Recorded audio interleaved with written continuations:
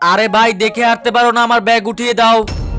পাগল লোক, এ তো আমার ব্যাগ ফেলে দিছে। স্যার একে কেন নিয়ে আইছে? বাচ্চারা, এটা আমাদের ক্লাসে নতুন স্টুডেন্ট, ও কানে শুনতে পারে না, ওকে সবাই দেখে রাখবা। বেঁচে গেছি। বাচ্চারা, আজকে আমাদের ক্লাসে হেডমাস্টার আসবে, যে অনেক ভালো তাকে প্রাইজ দিবে। রাজু, তুই এই প্রাইজ কি জিততে চাস? তাহলে এই ময়লাগুলো ক্লাসের ভিতরে ফেলে দে এবং ওর নাম বলে দিবি। প্রাইজ তো আমি জিতবো। আরে রাজু, তুমি এসব কি করছো? স্যার, ওকে আমি মানা করেছি। যাও জায়গায় গিয়ে বসো। এবার আমার দ্বিতীয় প্ল্যান শুরু করতে হবে, এখন হবে মজা।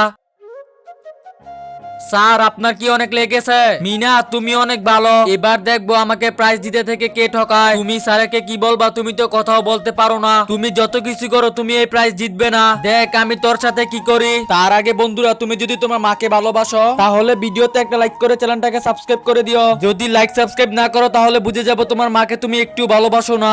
স্যার, ওই আমার টাকা চুরি করে নিয়ে গেছে। উনি চোর না, তাহলে কে? আমি হলাম হেডমাস্টার।